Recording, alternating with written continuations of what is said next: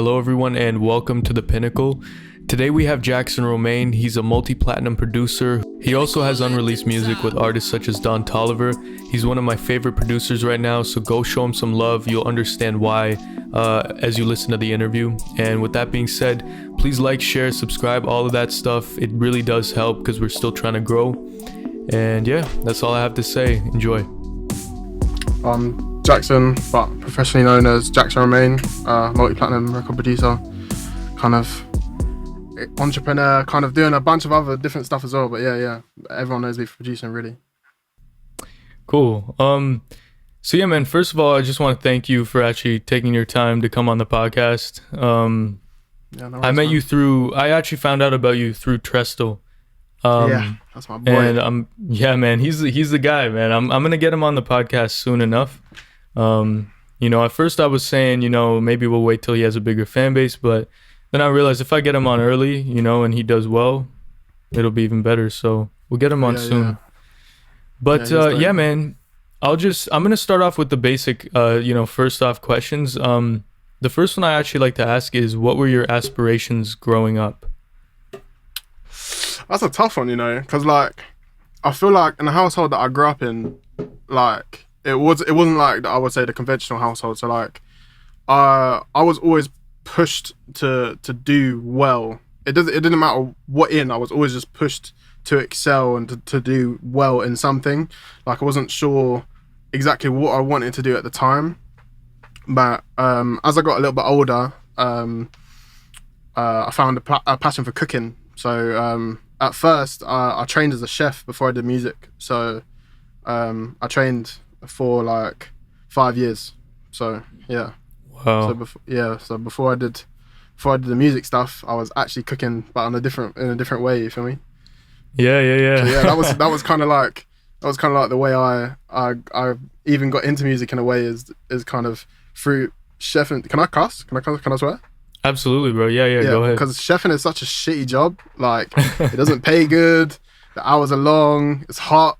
It's such a shitty job. I needed to find a way out of there, and obviously music just happened to be my way out of that. So it's kind of how we're here now. That's amazing, man. I honestly had no idea. Yeah, I try to keep that under wraps. Not too much. I used to have it. I used to have pictures of me cooking and shit on my Instagram. But I got rid of them. Okay. I got rid of them shits because bro. My OG followers, I know, I don't have the biggest follow base or whatever. Right. But my OG followers will know me from them times there, because I was cooking and I was cooking. You feel me? So.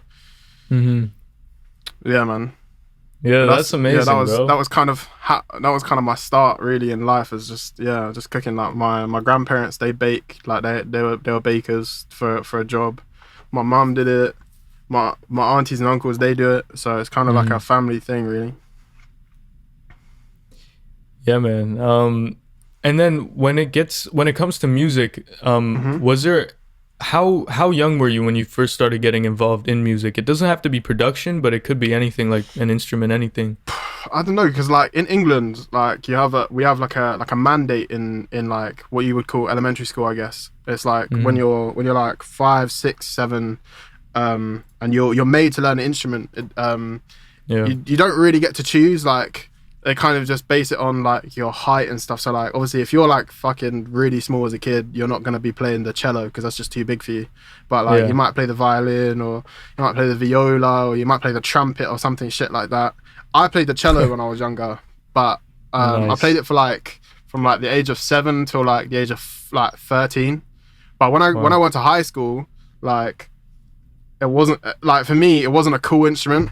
Everyone was playing guitar and getting girls and doing that kind of shit, and I was I can't be playing the cello. I wish I kept it, because now production, that would be goated. But but I've always been around music. My mum, she's a very big music person. I was always around Justin Timberlake and shit like that. Obviously the cliche side of stuff, but right. I think she was low-key kind of grooming me in a way, because obviously I had the Timbo beats from early. I listen to a lot of R&B music in my house in general. My nan, because she's very young, my nan's only just hit her 60s, so she's very young, you feel me? So my nan, she listened to a lot of Boys to Men, Michael Jackson, that kind of R&B, 112, that kind of shit.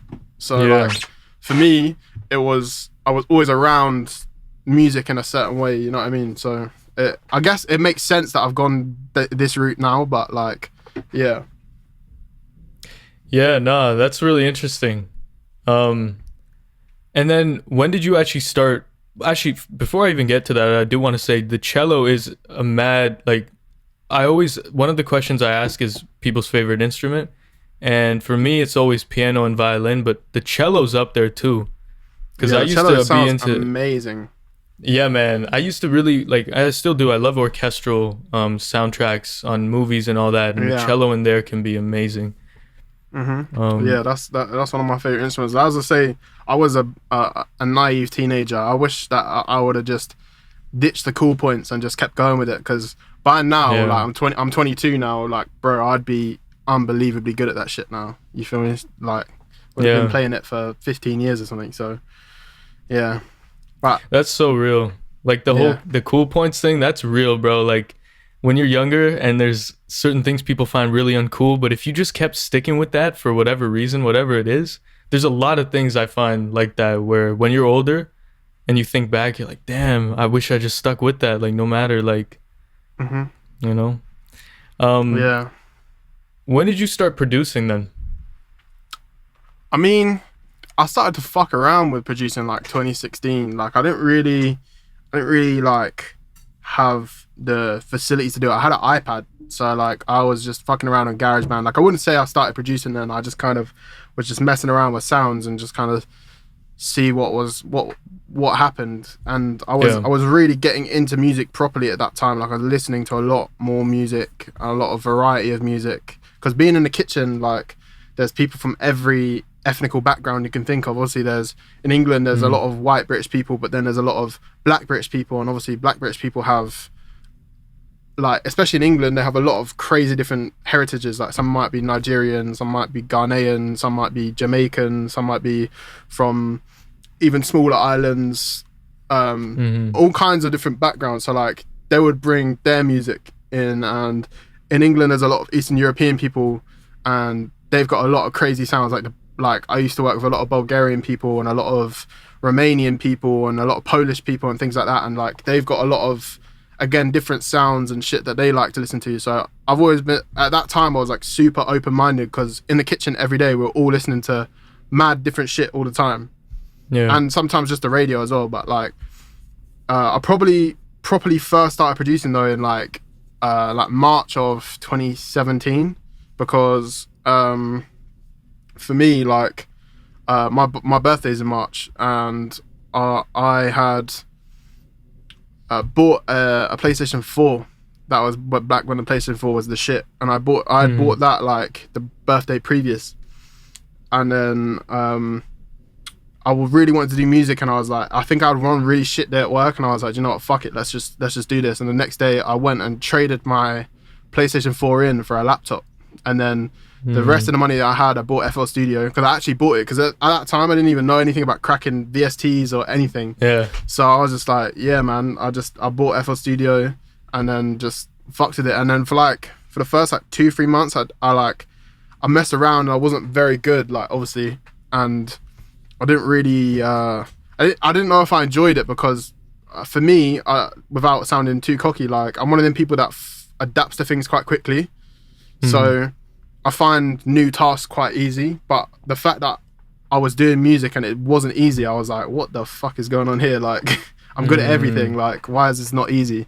And I think that was what kind of like lured me in more, because it was a challenge and it was new and it was different. So for me, I was just like, right, cool. And then every spare second I had, I used to call in sick to work, and so I didn't have to go to work and just make beats, and they were trash, they were terrible, but yeah, I worked at it so hard. Like, when people say, oh, I've been producing for like 2, 3, 4 years or whatever it is, like, they mean like on the weekends, sometimes on the evenings, whatever. Like, when I say I've been producing for, this is my 5th year, I think, this really has been like my 5th year, because I've been doing it every day without fail, without stop. Like, yeah. That's crazy, bro. Like, that's actually crazy. And that is really interesting about how you usually pick up things easy, but music was one of those things where it just wasn't coming to you at first. That's really interesting. I sucked. It was bad. Yeah, man. I remember back, the first time I was producing or like trying, I was in grade 7.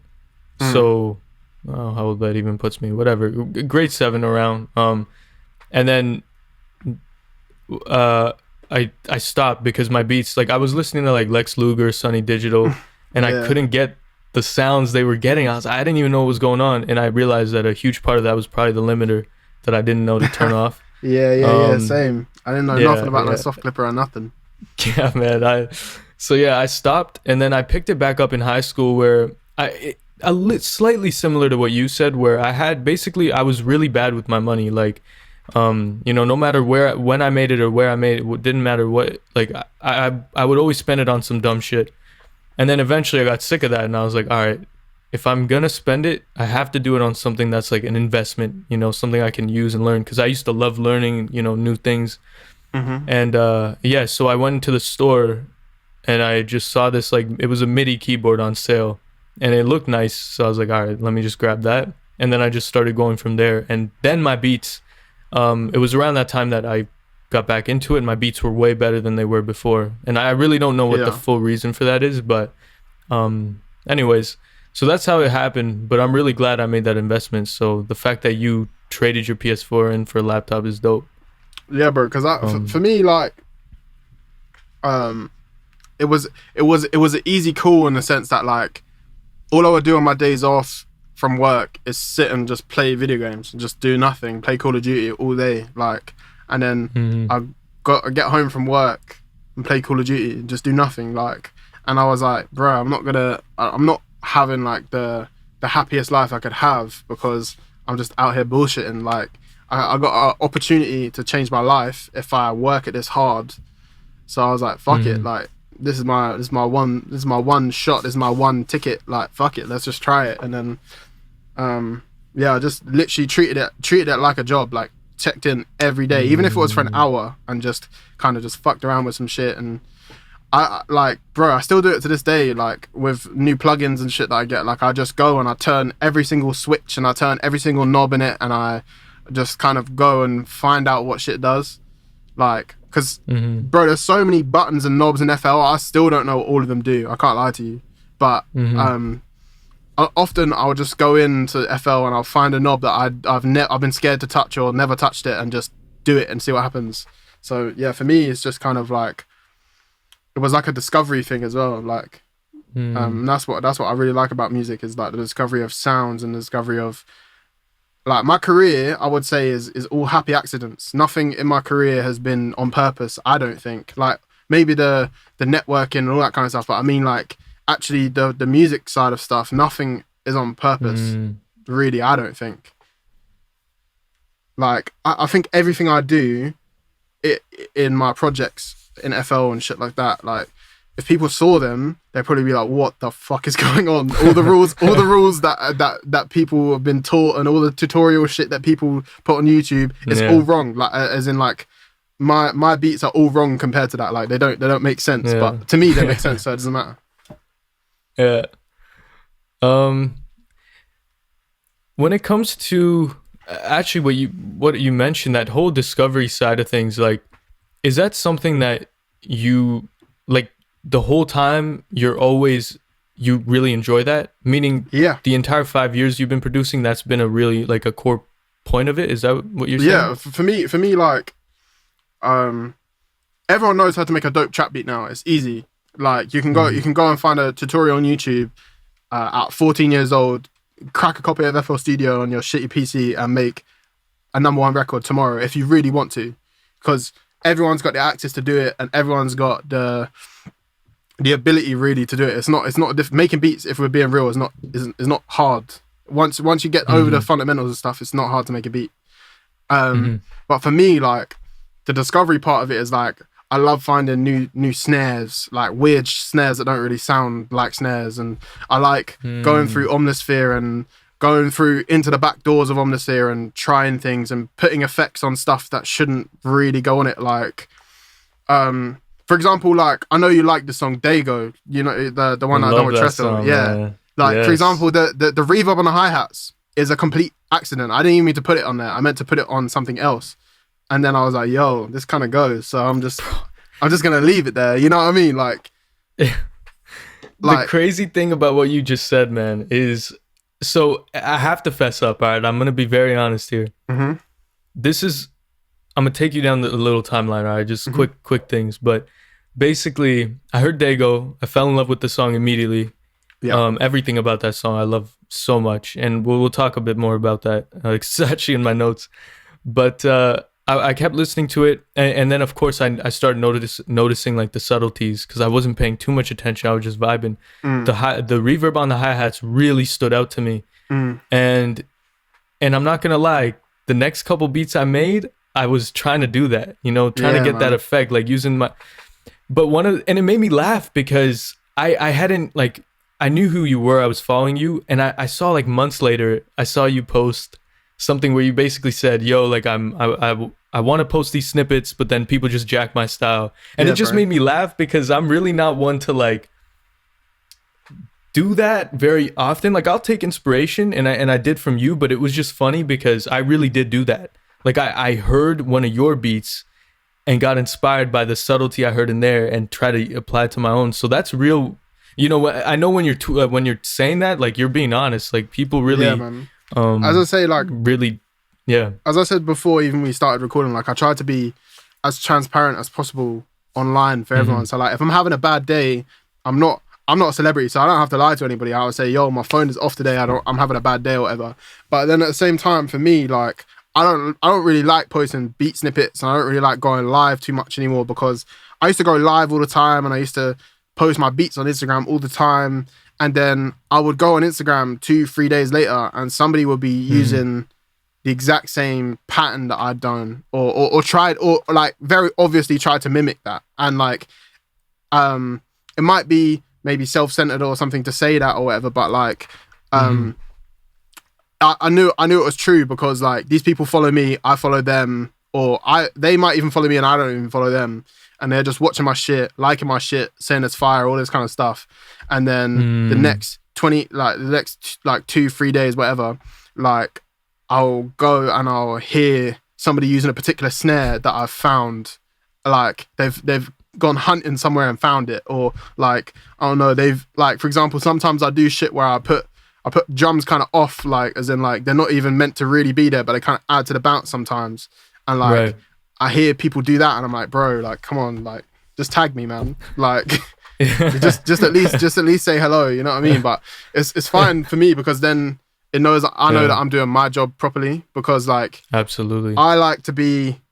I think like the best producers, I think like to be as well. Like they like to be 2 or 3 steps ahead of everyone else. So like, if you're copying my shit today, I've already moved on from that. Like I've already those are yesterday's beats, or those are 2 days ago's beats, or whenever I post them, you know what I mean? So yeah, and that's why, as I said, another reason the discovery thing keeps me going, because like my whole purpose really is to stand out. Like for example, when I went to America, even before I opened my laptop, I stood out straight away. Like if you think about it, I'm foreign for one, I'm British, and that's in America. That's a big, like, I'm different to everyone straight off the bat.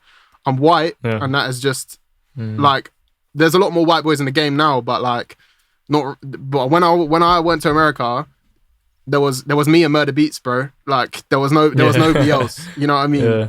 And then, like, because obviously I've got a different background from everybody in America. Like, everyone has their American background, or they might have like, I don't know, some Mexican influence, or something else. Whereas in the UK, we've been exposed to so many different cultures, like Indian music, Eastern European, everything, like Jamaican stuff. So like my palette is so wide. I feel like my beats just sound different to the American lot anyway, because like I've been exposed to so much different shit. Yeah. So yeah. No, that's a very real thing. Like, I didn't realize how much of a difference the country you were born in, even though you could be currently listening to the same music as other people, it'll make a difference in your sound. Like people from certain parts of Europe sound a certain way, people from the States, even Canada has its own distinct thing going on. Right? So that makes a lot of sense. Yeah. And yeah, man, usually when people say things like, oh, like, this guy copied me with this, I'm usually like the first one that's kind of skeptical, but with you, I 100% believe it, because I literally, before you said anything, have copied your shit. So, it just made me laugh. Like, damn, that's actually a real issue you have to think about. Like, yeah, bro, it's crazy. That really says a lot. Yeah, it's crazy. It's like, that's why I don't really, I say, I still, like, if I post something on Instagram, for example, like, I'm sure you've probably seen, like, I'll post it for 24 hours and I'll get rid of it, because if people got too long to study that shit, it's like, man, they're gonna copy that shit. Whereas for me, like, if I post, if I can still post, because I love showing the world my shit. You feel me? Like, I love like the amount of people that DM me and go, "This is crazy. I've never heard nothing like this," or whatever. I need that sometimes for me to try something else. But then, I can't leave it up for too long, because, as I say, people will just go on my page every day, listen to it, and reverse engineer that, and Yeah, I understand. I totally, everyone has their own things, and that's all, like you said, that's a good problem to have. It's a problem, but it's a good problem to have. Yeah, it says definitely a lot. All right, so the way my interviews usually go, by the way, is I'm all over the place, like whatever comes to mind. That's fine. My brain is like that, bro. As you probably heard of my beats, my brain is everywhere. yeah, fair.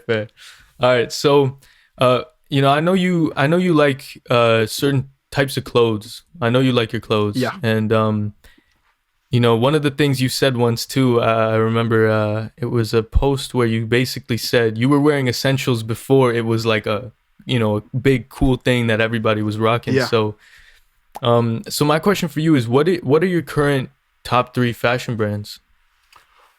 That's an interesting one, actually. I like a lot of weird shit, though. Like, I like a lot of shit that, like, people might not wear, like, too tough, like, because, like, I don't know. I like a lot, like, for example, right now, the clothing brand I'm wearing right now, this is my boys. It's called Cetra Visions. He just done a massive pop-up in LA, sold the shit out. It's a super cool brand. Like, he does loads of random shit. He does, like, cool rap tees and that kind of stuff. Like, just loads of stuff. He's called Marino Morwood. If you guys want to jack that, you can follow it. All that shit. He's dope as fuck. And that's my boy too. I say I wear Cetra a lot. It's big. It's comfortable. I like a lot of oversized stuff. Really, I like a lot of shit that kind of looks a bit wild. Like, sometimes, because I got, like, obviously, like, the essentials and that kind of, like, Nike Tech Fleece kind of stuff. Obviously, like, everyone's got that.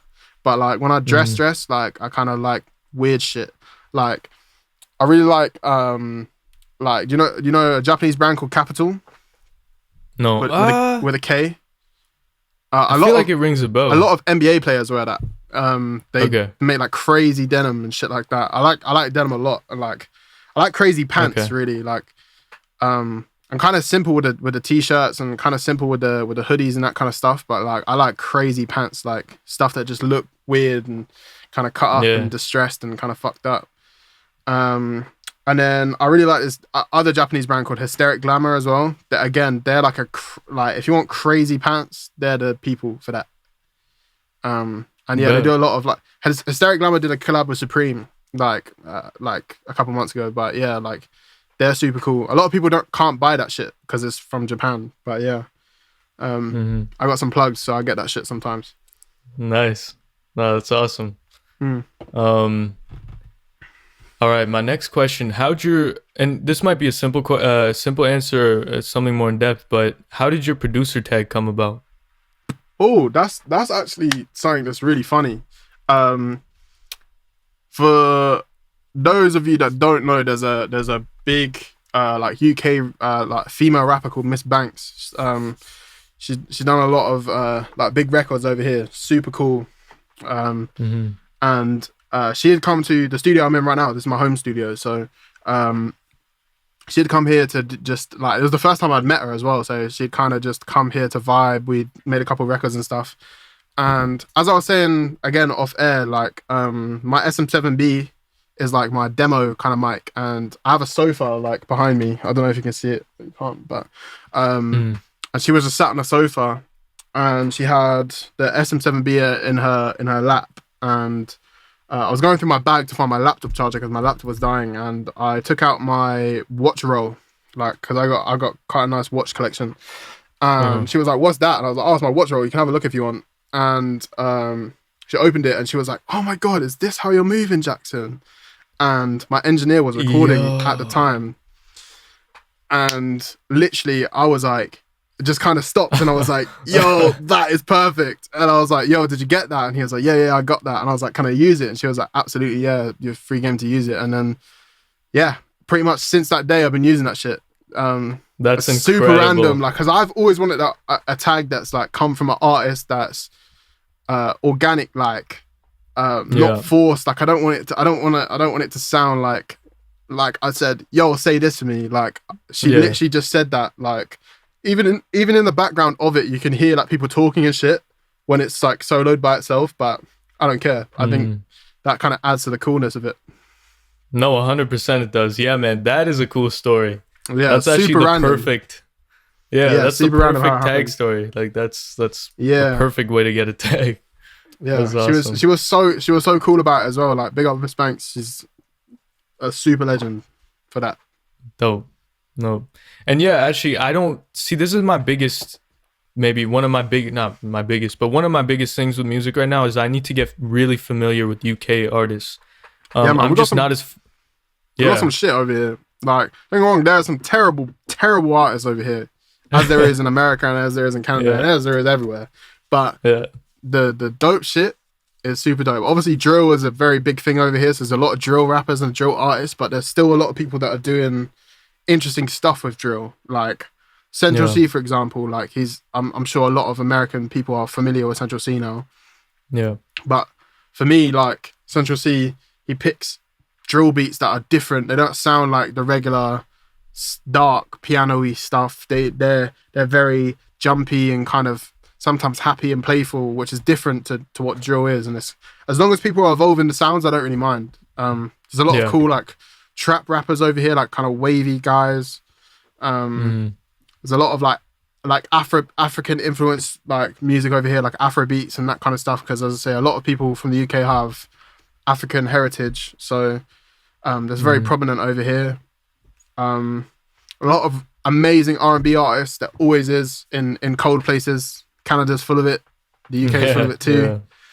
Just how it is. Yeah, the UK like music palette is dope, I think, because as I said, we all have that weird background of being so mixed with so many people and so much culture all the time. So yeah, I think after this, I'll send you a playlist of UK music. Like, of the you know people what? Do that.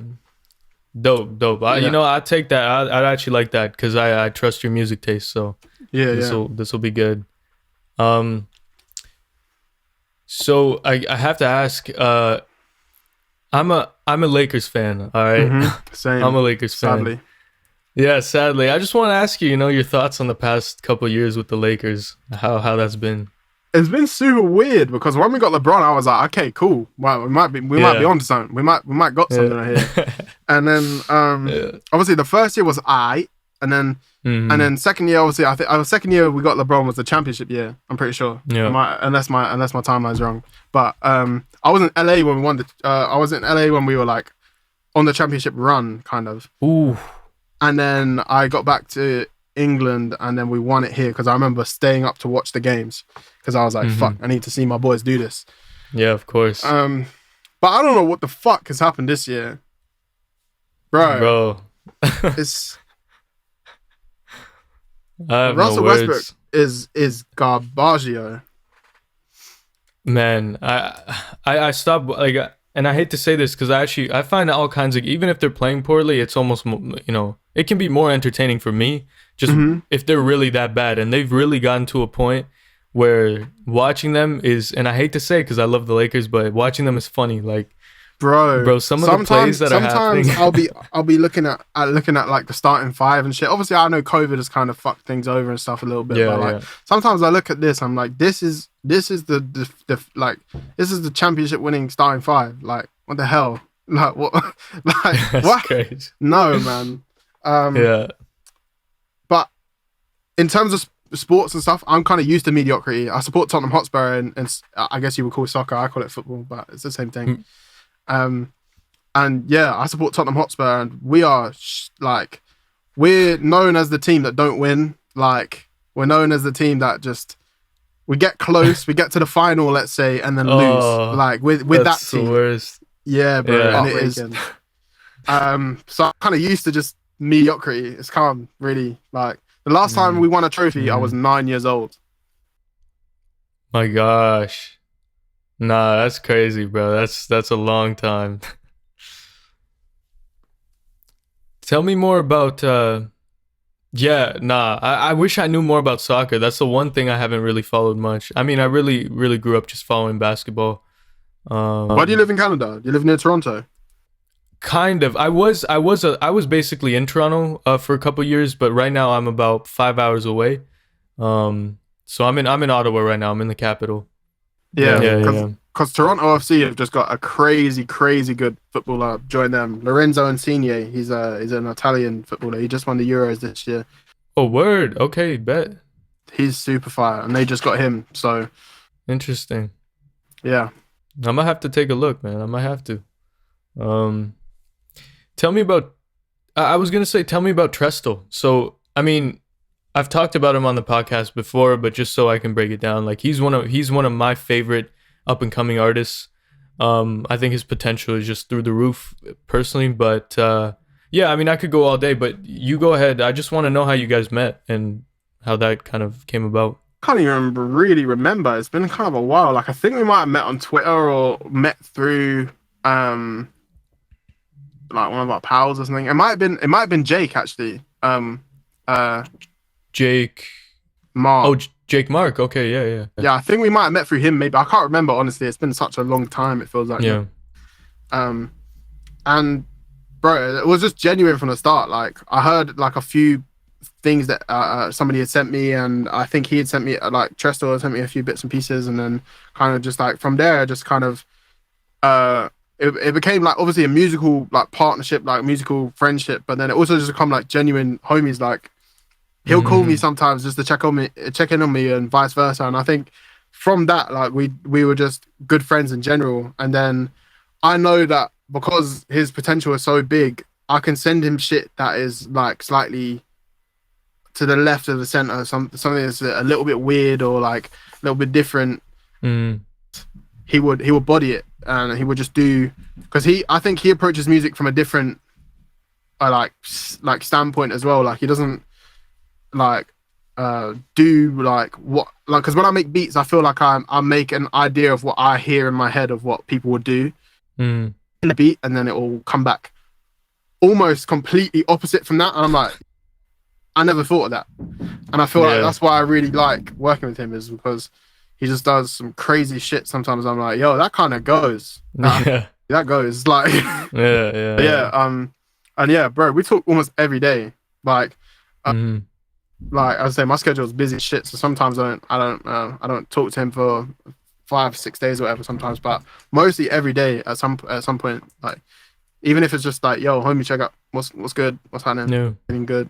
But yeah, I send him a lot of my weirdest shit, but he bodies all of it. And I think all it consistency and the right team and the right branding and stuff behind it, and he'll be gone and he'll be away.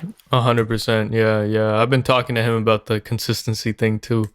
And I agree with the rest for sure, but I just want my mans to drop, bro. Like, that's what I want right now. Yeah, man. Stresses me out, bro. I know. Trust me. Bro, I have so many songs of this kid, bro, and I'm just like, just fucking, can we just get some of this out? Like, that's what I'm saying, bro. Let me send it to my engineer. Let me just sort shit out. All this. We just need to get this music out in the world. It's no good sitting on your laptop. Like, 100%. Yeah, even I offered, like, I've been mixing and mastering for a bit now, like, you know, just learning and taking things in, working with smaller artists and getting their mixes done. But I straight up told him, I'm like, man, like, it might not be exactly the way you want, you know, we'll go back and forth, but if you need one, you know, you need someone to mix and master quick, like, I got you whenever, because I love listening to music anyways, so, I'll go whenever. Is anything to help the man out, bro? I want to see him do well, and he will, he just, you know. Yeah, man, so let's talk about I mean, we touched on Dago a little bit. Is there anything more you have to say? I love that song and the beat. You know, I love it so much. And you told me that you were just messing around clicking shit in, which was mind blowing to me. I mean, for me, like a lot of my weirdest shit and like a lot of my beats, I'll say pretty much all of my shit, I can't lie to you, not even just my weirdest shit, just all of my shit is kind of just achieved by just randomly clicking stuff. I don't really know music theory too well. I don't really know chords like that. So sometimes like I'll make a chord that somebody than me would be watching and be like, why have you put that note in there? And I'd be like, I don't know, it just sounded good to me. Yeah.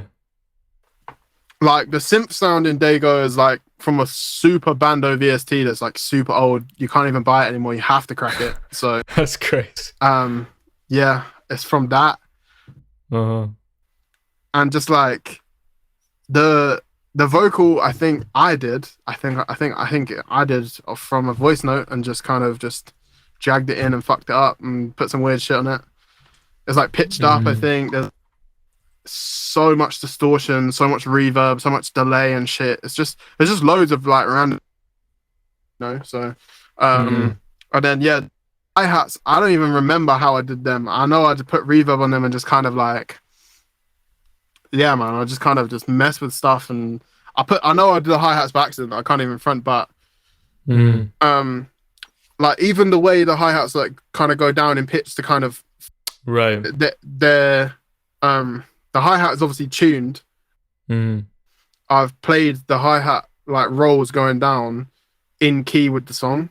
So like kind of adds its own counter melody in a way. I don't know what I was made it. I can't lie to you. It's one of the things that I slapped together in like 5-10 minutes and I was like, yo, this probably would go. Let me send it to him and see what he thinks.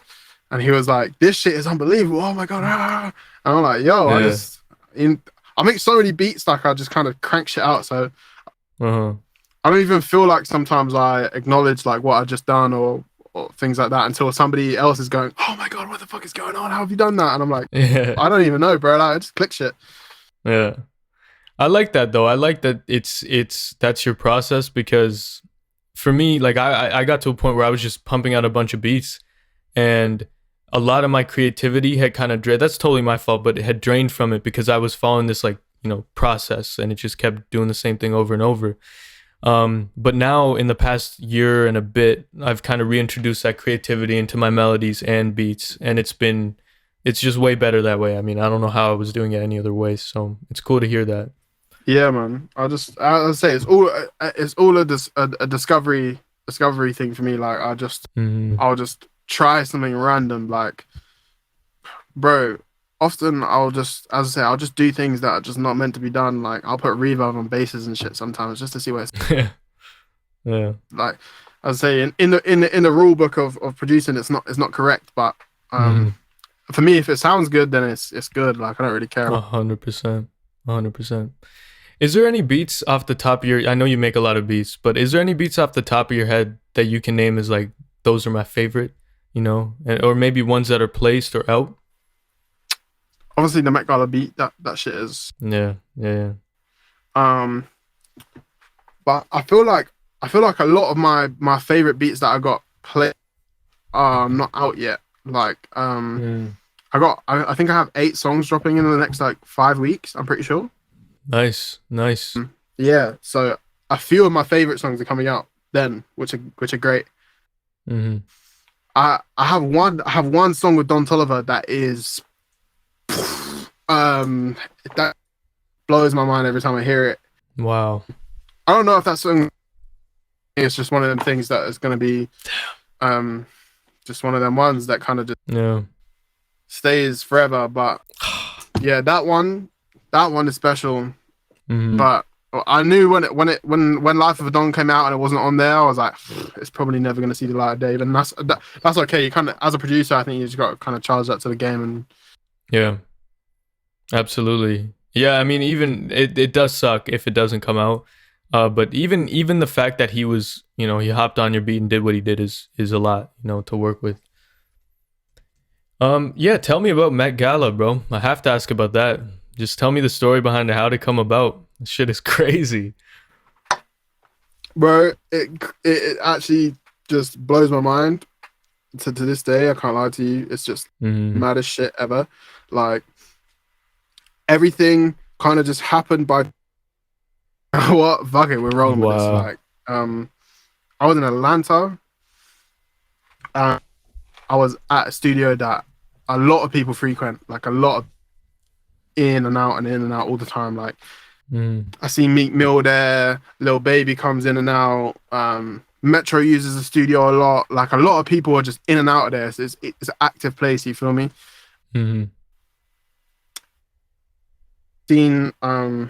I seen Wheezy in there one time, and I was like, "Yo, bro, you're the GOAT," kind of thing. Like, because for me, Wheezy is one of the people that really inspires me to discover shit. Because if you listen to his beats, there's no way that he makes them shits without trying to fit it out or doing something by accident or some shit like that. And I was like, whatever, like you're just dope. And he was like, I heard some shit coming out of your room, like shit was fire. And I was like, okay, thank you. Like, yo, that's crazy already. Yeah, and I was like, yeah, cool. And then he was like, you can come to the room. Like, I got the room, so I was like, all right, cool. So I kind of just put my bag on, went to the room. We kind of just sat, cooked up and stuff. And yeah, bro, it just happened to be. That's crazy. There's like a bunch of beats we made. I don't know how many beats we made. I think we made like, I don't know, like 10, 20 or something. And one of them just happened to be Mega. The craziest thing about that is it wasn't finished. Like, it was like an 8-bar loop, like 18-bar loop, whatever it was. Like, you know, like how you start making a beat, you're already feeling it too much, and you kind of just move on to the next thing. And whatever. Yeah. And then, I heard a snippet, and I was like, oh shit, like that's that. Like, what? Yeah. And yeah, I don't know how or anything like that. I imagine maybe he opened the FL project in a session by accident. You know how sometimes you open the wrong session, it's like, oh fuck, no shit, I didn't mean. I mean, that's how I'd like to think it went in my head anyway. You might have just or played it or whatever, but yeah, the shit came out and I was like, all right then, like we move it, let's go. And then I mean, to this day, it's still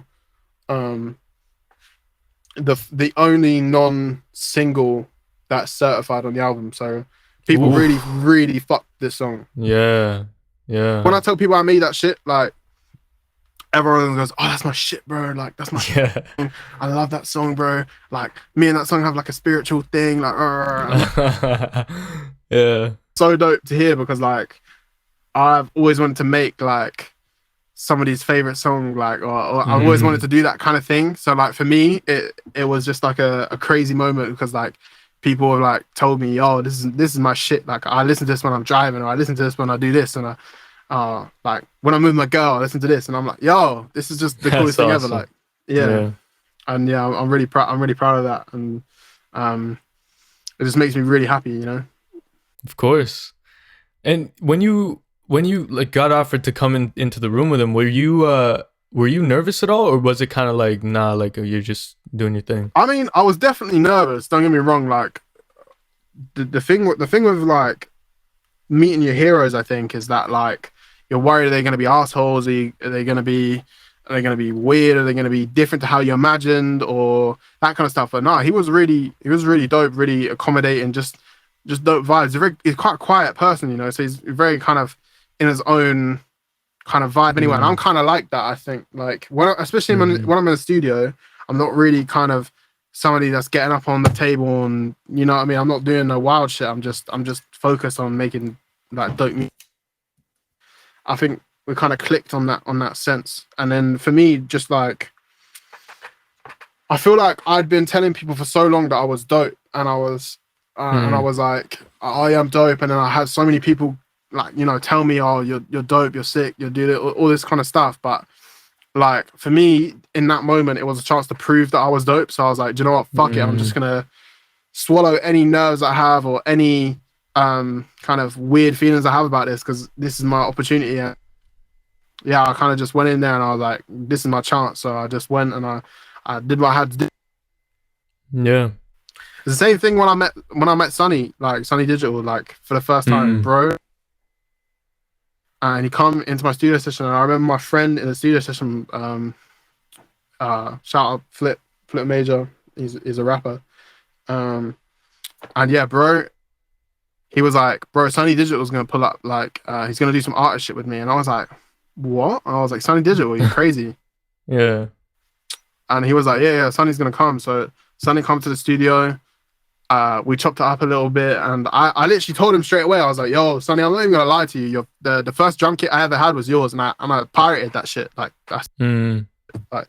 He was like, that's dope. Like, whatever. Like, you're funny as fuck. And then he kept doing my British accent and stuff like that. And then when I went back to the A, like, I don't know, like 6 months later after that, I can't remember how long it was. But we went to Sonny's studio, and then we got to really like be in the room and like cook up proper and just kind of like feel the vibes and stuff. And I was like, I told him like there as well. I was like, this is like a crazy full circle moment for me, because I come from England. Like, England is such a small random little island in the middle of nowhere, and I come to America to make music, and now I'm sat here with somebody who I looked up to for years. So it's kind of crazy that I've got here. And yeah, he was super like welcoming, appreciative. Like, he gave me a lot of game and stuff. So yeah, that's dope. But love for both them guys.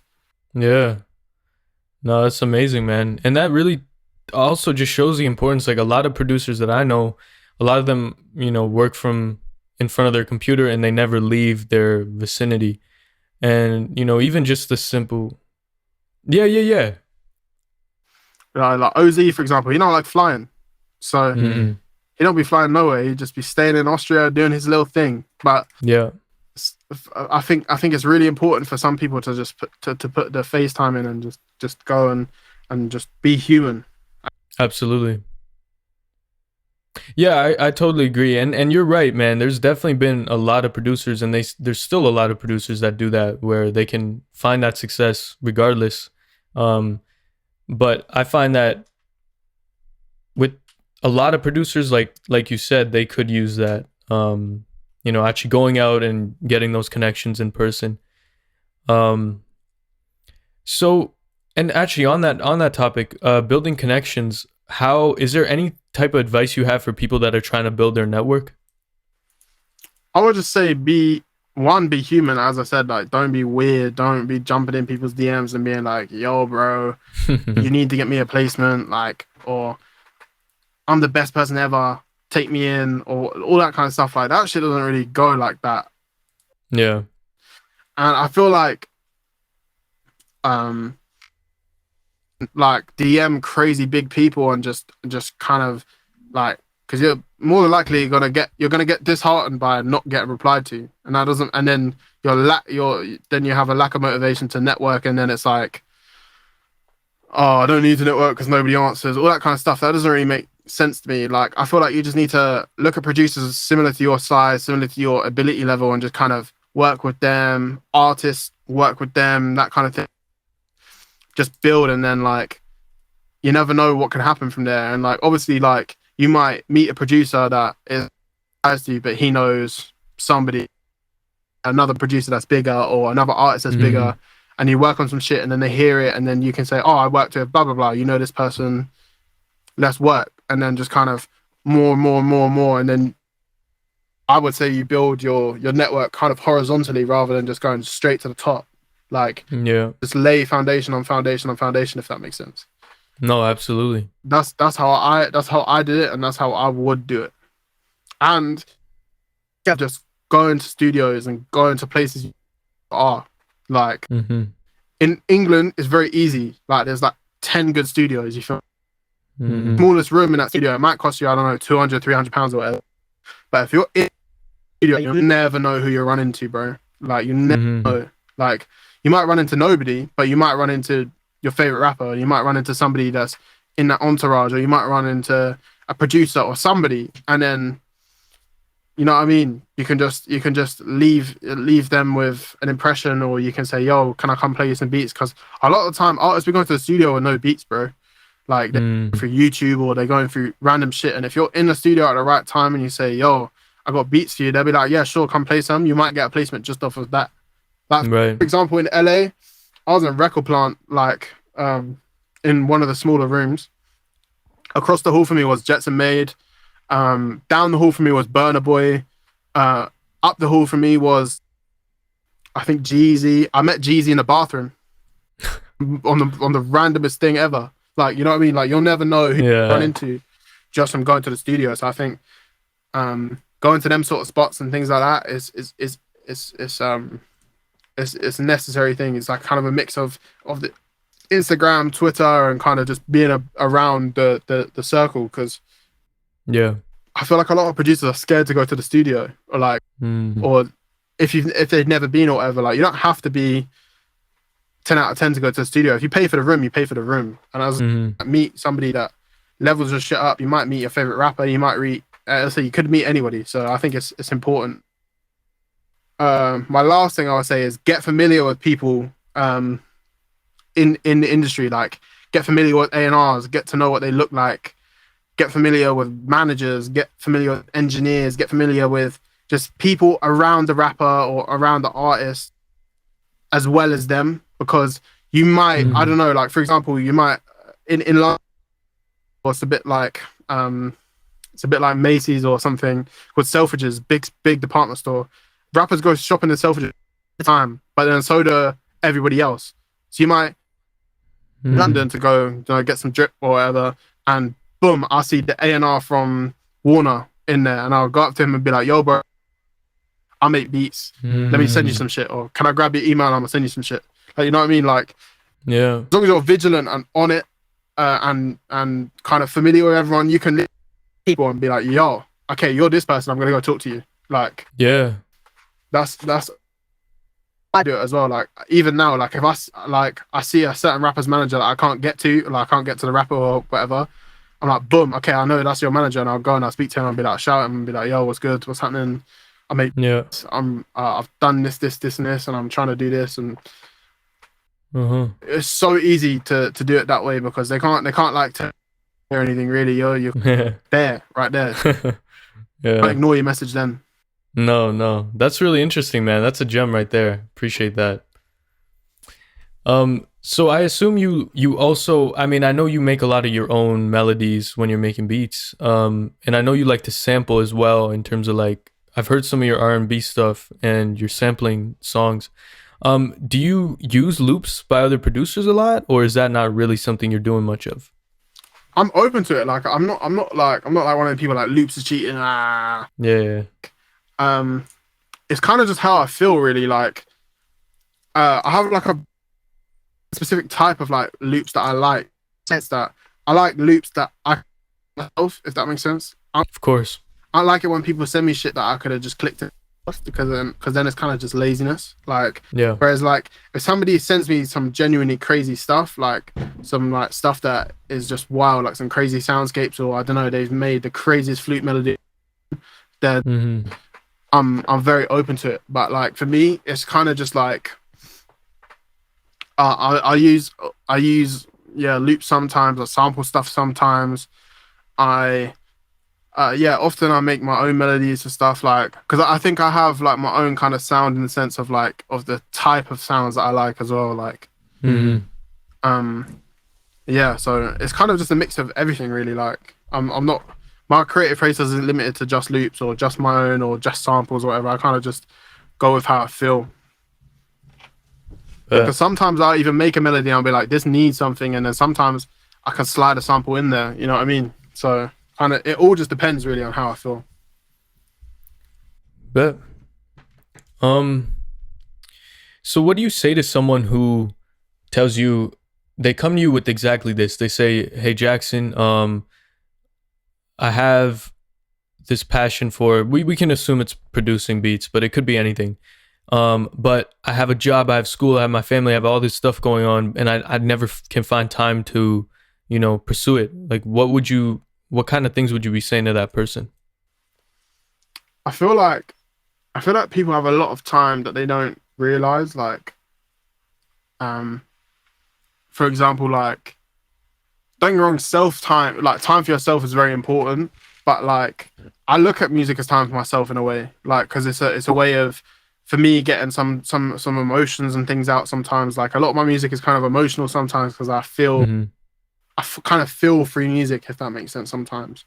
Right. I feel like the hour that you're gonna spend watching Netflix or whatever, as well, even if you're not producing, like watch tutorials instead of Netflix. You might learn something, because that's what I do. Like I don't really watch TV like that. I watch tutorials, bro. I watch other producers do stuff, and or I don't know. I just educate myself on music. Like I don't know. I'll listen to a guy talk about R&B music for an hour instead. Like boring, but like at the same time, like when I'm making a beat next, I'll remember he said, "Oh, if I do this, that's called the fifth, and if I do this, then it becomes an augmented chord because I've done this." And it's like I'm understanding what I'm doing then, as well as applying new things that I haven't done before, if that makes sense.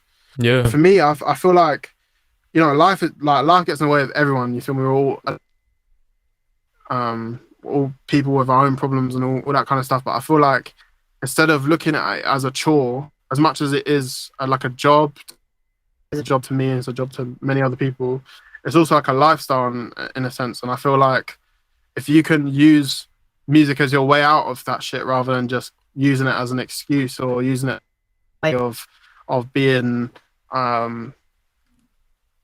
just kind of dismissive about it, I feel like if you do what I've done and a lot of people have done as well, use music as your way out of the situation that you don't like, then you can go crazy far, because there's nothing like motivation for like that type of motivation from being in a place that you don't want to be in. And that's what I would say. But no, I like that answer a lot, and even that idea of spending time at least watching tutorials or learning something rather than Netflix. You know, that resonates with me a lot because I love to learn in general. Like I just love learning things, new things, music or not. So I do spend a lot of time doing things like that or reading or whatever. Yeah. And sometimes it's not even just tutorials, or sometimes it's like, you know what I mean? Like it can be like a music documentary. Like for example, like I watched the Lady Gaga shit on Netflix. Like that should be really like insightful to see how another artist does things, or another creative person does shit. So that's kind of how I like to do things. And I would have to ask you, like, when you're in a spot where you need some advice, it could be life, it could be producing, it could be business. Who do you go to? And it might be multiple different people, but who do you go to when you're kind of feeling lost, like you need to figure something out? It's a lot. It's like it kind of just depends. Like I might like I'm very close to the people I live with, so like my housemates. I talk to them about a lot of different stuff. I've got, you know, a good group of friends. I talk to Tresto a lot about a lot of random shit. And one of the best things I've ever invested in, and I would tell anyone to get it, is a therapist. If you can afford it, go and get one. They're fucking great. I see my therapist once a week, every week for 4 hours, and it's great. I get all the stuff that's gone on in my past. I can talk about that. I can talk about what's going on in my life right now. I can talk about all kinds of different things, and it just kind of helps me get out of whatever headspace I'm in. You feel me? Absolutely. Yeah. So I would say I'm not even afraid to admit I go to a therapist all the time, and yeah. No, I really appreciate that answer for sure. And yeah, and I know it is becoming more and more prevalent that people are starting to actually go seek therapists. You know, on at least a decently consistent basis. So that's good to hear. If you could remove all barriers and constraints, what project would you do? Like music project. It could be anything. Bruh, I don't even know. Like, I think the one project that I would do, and this is not even really for me. I mean, it is for me, but it's not, if that makes sense, because like this. I think it's gonna be 14 this year. 14 years this year. My mum passed away like 14 years ago. She was like the world's like biggest Justin Timberlake fan. Like, bro, Right. she was like the biggest fan ever. And for me, I've always said my work is not done until I do a Justin Timberlake record. Period. Whether it's just a song, and I don't even care if it comes out, and I don't care if there's a video, and I don't care if it gets performed, and I don't care about any of that stuff. I just want to know that for me and for her that I've done that. Yeah. Because I just feel like that's very important to me. So I feel like if I can remove all of that shit, it would be me, Timbo, and Justin Timberlake in the Hit Factory in Miami, and we would just be vibing. Hell yeah. That's an incredible answer. Yes, I'm with it, man. And yeah, may she rest in peace, and I hope you do genuinely get that one day, bro. That's awesome. Yeah. Bet. If you could have dinner with any two people, dead or alive, who would they be? Again, that's probably a crazy one. I think Metro would be one because he's the reason I started making beats. Okay. And I would just kind of love to just pick his brain and just kind of see where he would be, like, kind of what he would be doing. And I feel like I'll probably get Virgil maybe because he's a big inspiration for me, like clothes wise and just kind of life wise in general. Like, he's a very wise man. Like he done a lot of cool things in a very short space of time. Like, a lot of people don't even know that he was involved with Kanye stuff and kind of the rise of Kanye West, and also like made a lot of successful brands and done a lot of just cool things. And I'd just like to ask him questions on, like, obviously we now know that he died of cancer and things like that, but like how he found the motivation to kind of get diagnosed with something so horrible and so painful and so bad and just keep going with it and just kind of push even harder. Because if you think about it, I think he got diagnosed with cancer 2 years ago, and in that time he became creative director of Louis Vuitton. Off-White blew up to this massive crazy thing. He's doing that. He's done IKEA. He's made cars. He's made furniture. He's made all kinds of shit, done all kinds of crazy stuff, DJ'd all around the world, done all manner of crazy things, all whilst being under unbelievable amount of pain and going through like crazy cancer treatment, all that kind of stuff. So I feel like for me, I would just like to pick his brains on just kind of how he did all that shit, and just he's just a very wise man. I think like him and Metro would give me a lot of the much needed motivation, I think. No, that is crazy. Both of the, I mean, that makes sense. And his Virgil's whole thing is really wild. 100%. I honestly, when I found out he had cancer and he had died, I was shocked that he died, but I wasn't shocked that he had cancer and he did all that shit whilst he had it, because he was just that kind of person, I think. Right. And was just like, just ultimate go-getter. And I feel like for me, that's really important. Like, and there's also days where I feel like I'm having a tough time of it, and I'll think of Virgil, for example, and I'll be like, bro, I am. Yeah. Somebody pulled out on a red light on me. You know what I mean? Like, that it's not that deep. Like, literally, and still being the best version of himself. So, yeah, for me, that's kind of, that's why I would pick him, I think. Yeah, no, I like that mindset too, man. That's a helpful mindset in many situations to have. Like, it's like not only getting inspired by that, but also just being grateful. It can help with a lot. I had a really good question for you, but it just escaped me. That's all right. What's one thing that someone can do, or a quality that someone can have, that makes you immediately not want to work with them or have any sort of relationship with them? I don't know. I feel like I have autism, right? I'm gonna say it. I have Asperger's syndrome. So for me, I know very quickly if I don't like somebody, or off the strength. I don't know what it is. Like, I just know within about 5 seconds if we're cool or we're not cool. Like, it's just the kind of the inner sense of autism. I don't know. It's kind of how we're wired, I guess. And for me, I just feel like I know very quickly if I don't like someone. But like, in terms of like, if somebody interacts with me on social media, for example, I don't really like a pushy approach. I don't really like a entitled approach. I don't really like the whole, you must listen to me. Like, I like people that ask to send me loops. I don't like people that have found my email and just send me shit. I'm never gonna open them. Very rarely, anyway.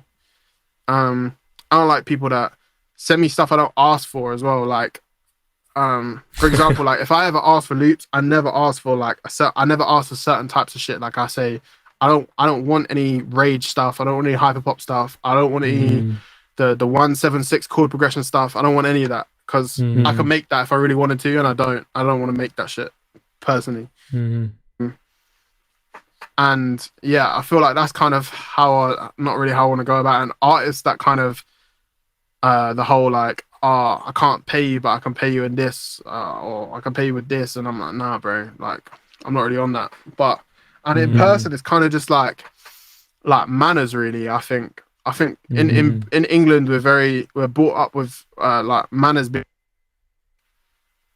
like personal thing, like proper thing that everyone does. Like everyone is very like polite, even if you're using slang and things like that. We don't all talk like the Queen, you know what I mean? But like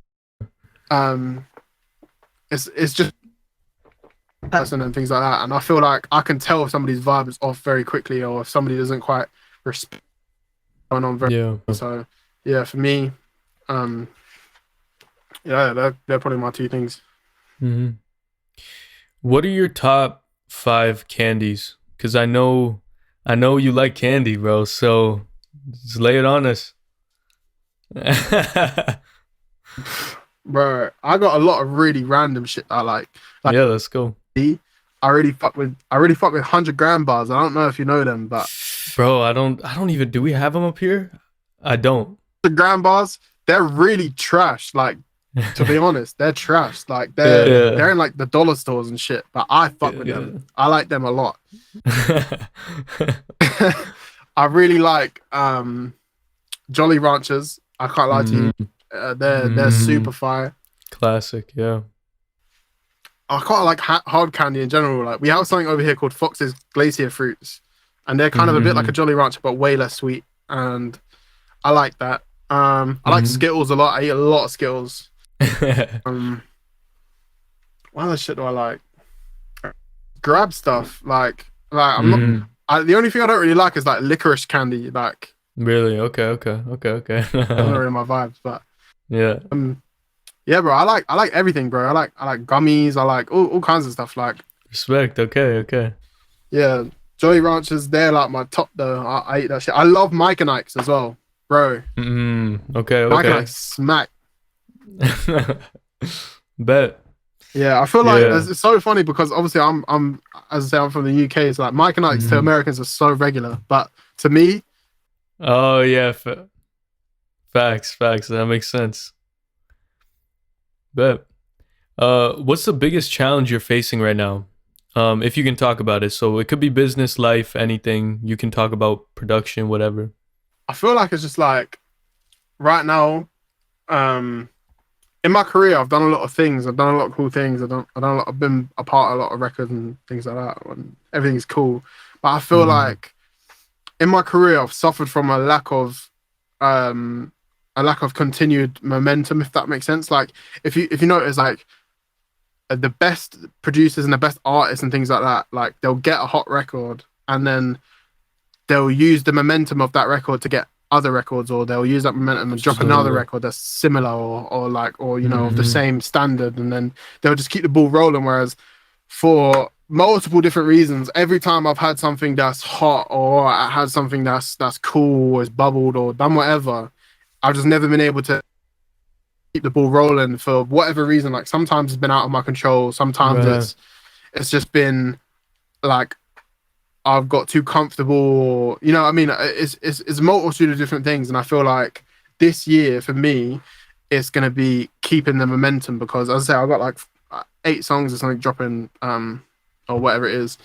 And I'm going to try and keep that ball rolling. So we've got consistent releases this year because, as I say, last year was so like quiet in terms of releases for me. Like I had 1 or 2 releases, which is kind of shit. I can't lie to you. Like don't get me wrong. Like if you watching this have 1 song, it's not shit. But for the standard that I hold myself to, I think it's kind of shit. So like, yeah, I feel like for me, it's just kind of keeping the momentum going and just kind of like building on it and kind of using the momentum to build things, build a brand properly, and build a whole kind of setup of things, if that makes sense. Absolutely. Yeah, man. No, I feel you on that heavy. I've definitely dealt with that, and maybe not to your extent because you've had some incredible accomplishments, but I definitely feel what you're saying. It is consistency and therefore momentum is it's so important for artists and producers. So I feel you. Yeah, for me, like it's not even really like consistency. I know I do the same. I'm not the same thing every day, but I do similar things every day. Right. To keep it going and kind of keep the music rolling in and things like that. But it's just as I say, it's just kind of once the records come out, like it's to keep them moving forward and kind of just as I say, build my brand and build all that kind of stuff off of that, because I feel like right now I'm a very background producer. I feel like people in the production scene might know me just because you're a producer and you know these things, but like to the average person, I don't exist really. So like I kind of want to be a bit more like known to the average person. I feel like you can only do that if you keep stuff going. You know what I mean? Yeah. No, that makes sense. I see what you're saying. Yeah, and I've been saying, bro, you deserve a lot more. A lot more recognition with everything you've done. So, and just the person you are. So I'm sure you'll see that this year. I'm sure it'll happen. Of course. What's your biggest? Maybe you've already kind of touched on this in a sense, but what's the biggest lesson you've learned throughout your career? I think there's a lot of big lessons I've had to learn, I think. Okay. You can just name one. You don't have to, I would probably say just don't get too attached to anything. Like don't get too attached to any ideas and things like that. Like I feel like for me, if I make a beat, I send it out 2 or 3 times, I play it in 2 or 3 sessions and no one picks it. It's not that it's bad. It's just that it's not the right thing. And like I feel like some producers are stuck flogging a dead horse, like kind of just bringing the same beats to the same people. And like for me, I'm just like, cool, back to the drawing board. Let's make something new. Like for example, I might make that beat, try it a few times, it doesn't work. I might send the project to somebody else, and then they can make something completely new out of it. Like I'm not attached to, oh my god, I've chopped up this sample, now I can't use it again. I might just send it to somebody else to use. You know what I mean? Or I made this sick melody, but the drums, I don't know, the drums aren't hitting, or the drums are sick, but I need somebody to make a new melody or something. Like, you know what I mean? Like I never get attached to anything really. Like I know if a beat is not found at home, it's for a reason of some kind. So never get attached to anything really is my probably biggest lesson, I would say. Amazing. Got you. What would you say the best studio session you've ever had is, if you can name it? And why was it so good? I feel like probably the best studio session I've had is one I had recently with one of my good friends. He's a rapper over here called Mitch. He's from Birmingham, which is like another part of the UK. Right. And a guy called BackRoad G. He just done a song with Jay-Z on the I think it's called The Harder They Fall, the Netflix show. Right. He's super dope. Crazy. He's like a drill artist, but like he does African influence stuff. He's kind of just a very unique artist with a very unique voice, and I feel like he's got a lot of good energy, and me and Mitch have a very good personal relationship, and I think having both of them in the room together, and I have a very good relationship with BackRoad G as well. So like, and I had some of my best friends in there as well. So everything just kind of aligned, and we made crazy music that day, and it was just super good energy, super good vibes in that room, and it just kind of made a lot of sense for me. So I think that's probably the best studio session I've had, because it was just pure vibes, like from the start, like just genuine love and admiration of everyone, and just kind of I don't think I've laughed so much in my life. So yeah, it was probably one of the best sessions I've had. That's dope. Some of the ones I had in the US too have been crazy as well. So yeah. And what would you say the worst one you've had then is? I've had one over here actually, and I don't know if I can bait out her name, but it was peak. Like I traveled from my house to London, which is like an hour and 30. Yeah. And we had got there, and she hadn't dropped music yet, but she was signed. So I was like, well, cool. Can you play me some music first so I can kind of see what we're gonna do, like kind of where we're gonna go with this?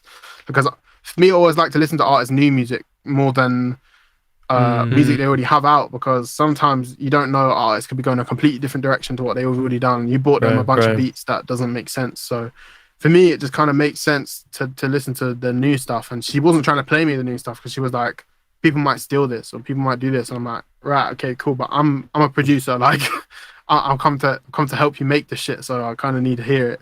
And then we kind of went back and forth for like an hour about listening to this music. Finally listened to some of these songs, and they were just regular R&B songs, to be honest. Like, they weren't anything crazy, like shit that I'm like, yo, I need to do that right now.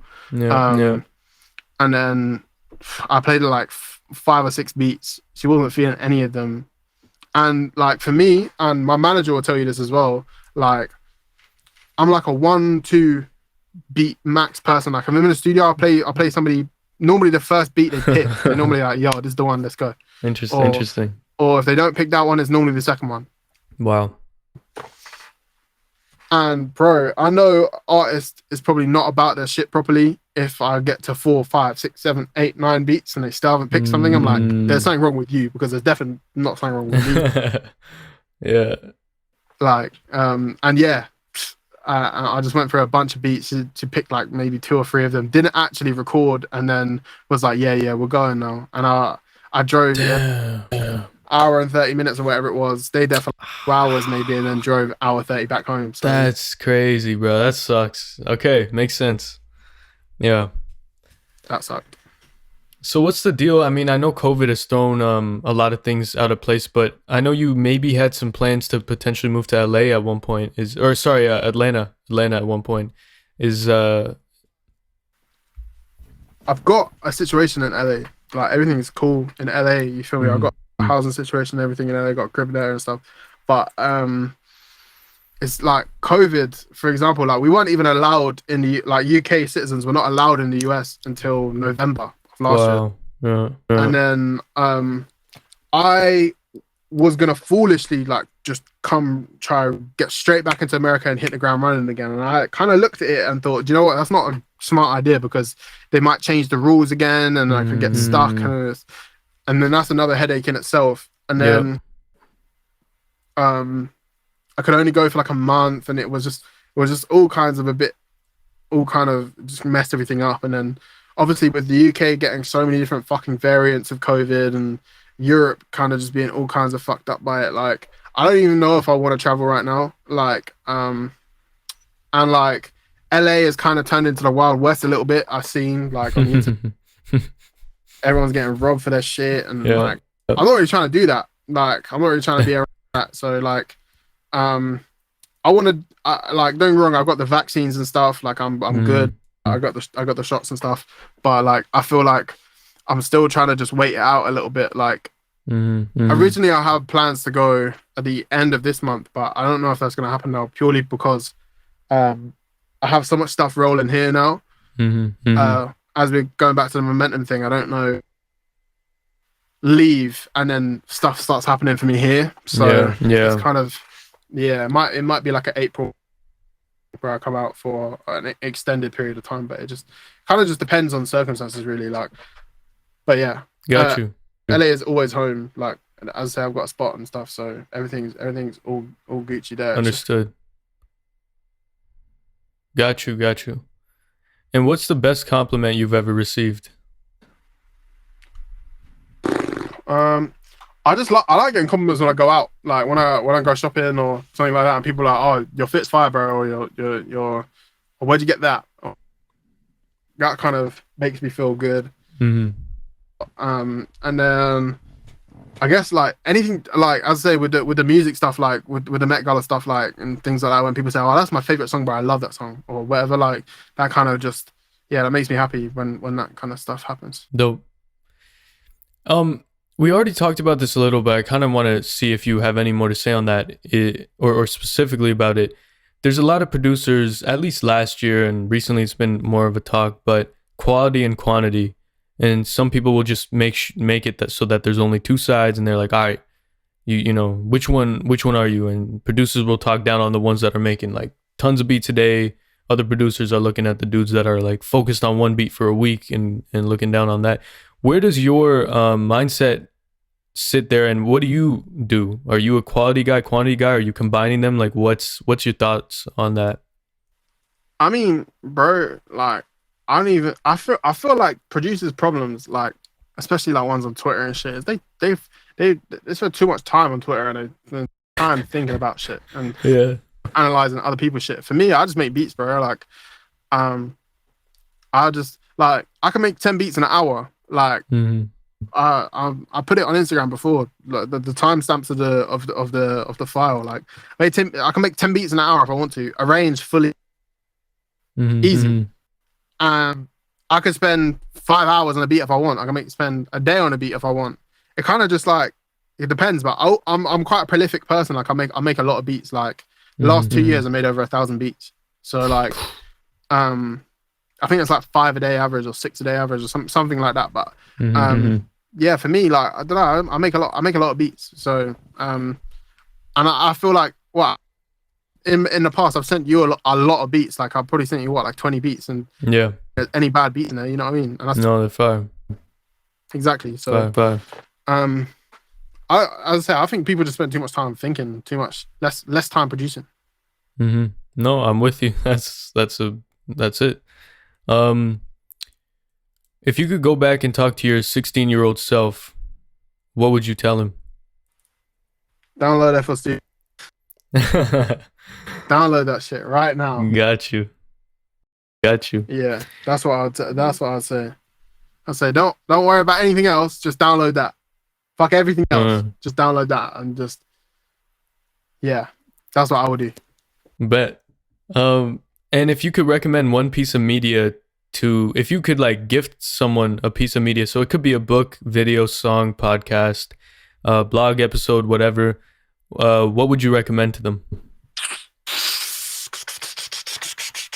I don't even know, because I don't really consume a lot of media like that. Right. I listen to music, but I feel like, bro, the album that made me want to make beats is Savage Mode by 21 Savage and the Metro Boomin. I would give somebody that and be like, yo, this shit will blow your mind. Yeah. It blew my mind. Like the beats, the way everything sounded on that, like, yeah, that's just I think I'd probably give somebody that. That's the thing that made me do this shit, is just listening to that for hours on loop. And then what are your biggest goals, or some of your goals outside of music?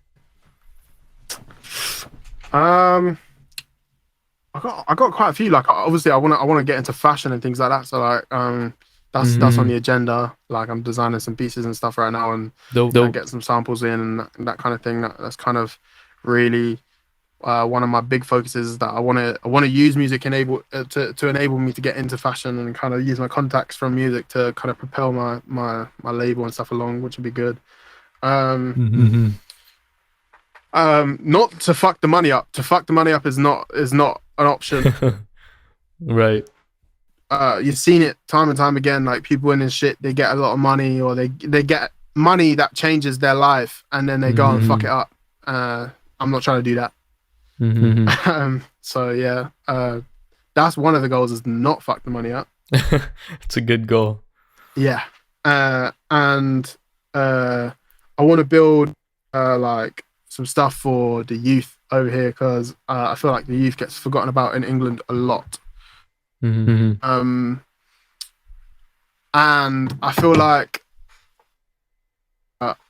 especially from the upbringing that I had, there wasn't really places for us to go and do things. So I feel like down the line, I either want to partner with somebody to do that, or do it myself. It kind of just depends where I am. But yeah, that's what they're my biggest goals, kind of outside of music. But they're kind of like 5-10 year plans, kind of thing. But and speaking of money, if someone gave you, let's say you got $100,000 right now, where would that money be going?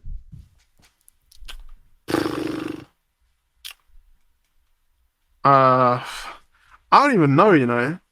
Like, I feel like because right now I've got a lot of the shit that I already need. Like, I'd like 100,000 for me. Like, I'll probably just buy clothes or something. I can't lie to you.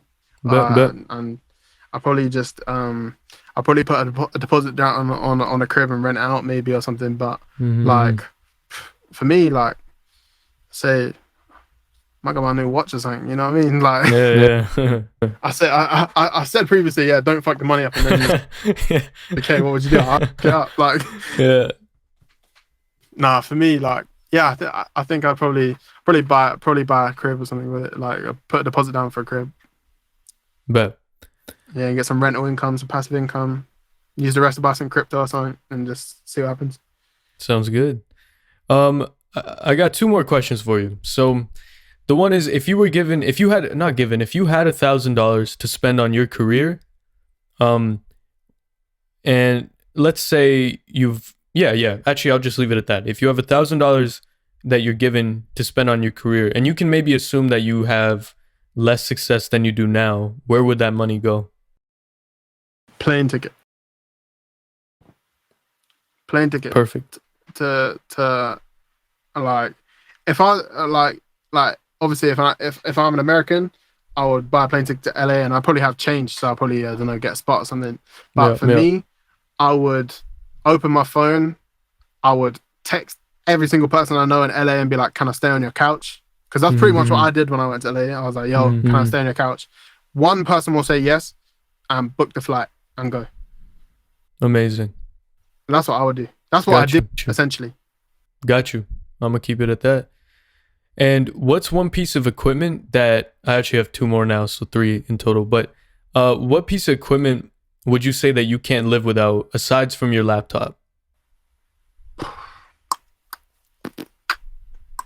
I don't know. I keep it very simple. Like crazy. I like my home setup is very nice. You feel me? So I would probably say everything in my home setup, but like I would say probably my SSD drives. I can't lie to you. The Samsung T5 SSD drives that I have, they are my lifesaver. I run Contact off of there because it's SSD drive. It doesn't run slow or anything, which is amazing. They're light, they're portable. They store a lot of shit. It's very easy to carry around. Yeah, I'll probably say that. I can't lie to you. Got you. And wow, it just totally escaped me. Hold on. Yeah. So the one thing I want to ask is, how do you go about maneuvering the industry when it comes to the legal stuff and all the business and all that? Well, I'm very blessed to have a management team. I'm very blessed to have a very good management team. And they kind of look after my day-to-day stuff. They kind of look after everything that I don't want to do, which is kind of good. They kind of sort my scheduling out for me. They do a lot of my icebreaker stuff. So if I've never met somebody before, they'll introduce me. They do a lot of stuff with brands and stuff for me. They talk. They're kind of my point of contact, really. So like they can kind of filter through the shit. So I don't have random people contact me all the time. Like, can you do this? Will you do this? Will you do that? Will you do this? Like, and it kind of just leaves me to talk to my genuine people, like you, for example. Like, I would never make you go through my management to talk to me. You know what I mean? That's just no, too tough or anything like that. My management kind of helped me with. Say they break a lot of the ice for me and things like that, and payment lawyer as well. So, yeah, they're probably my two main things. I'm very blessed to have both of them. So I'm very thankful for that, because I'm thankful to be in a position that I can, if that makes sense. Yeah. My advice to anybody that, because I feel like a lot of people like, oh, if I get a manager, I'll blow. Like, or if I get a manager, I'll get loads of placements and stuff. You only need a manager when you can't manage. That's it's literally in their job title to manage. And like, it's for me to manage my scheduling. So they make sure that I have days off and things like that, because I'm the worst person in the world. I just want to work 24/7, and it's just not possible to do that. And I know that. I will try. So my management are very good at saying, yo, you need to chill the fuck out and go to sleep. So yeah, and as I say, they're just very good at just managing all of my shit for me, and it leaves me more time of the day to do my life stuff, because obviously everyone has a life. So yeah, I would do really. I would just say that don't get a manager until you need one. Got you. Is there anything else you want to touch on? Or I'm going to let you plug yourself soon, but if there's anything else you want to touch on, we can do that right now. I don't know really. I think I said a lot of stuff. Yeah, I would just say just stay locked in, stay focused. Don't let all the outside shit deviate you from the goal, because the goal is really the main focus. Like obviously the goal is different for everyone, or the goals are different for everyone, but I feel like a lot of people get bogged down with all the outside shit. But I feel like as long as I said, this shit can be your way out of the outside shit. So I feel like if you stay locked in on this, you'll be set. Thank you, man. I really appreciate you taking your time. I'm gonna let you plug yourself now, and just, the floor is yours. Yeah. So my Instagram is at the _, I think it is the Jackson _ Romain. I think it is. I can't remember, but I can probably put it somewhere. Jackson Romain, all one word with a 3 at the end. They wouldn't let me have the _ Jackson Romain or whatever it is. I'm on Twitter. Fuck Twitter. And yeah, just kind of keep an ear out, because this year I'm turning up. All right, man. I appreciate your time. I appreciate you having me.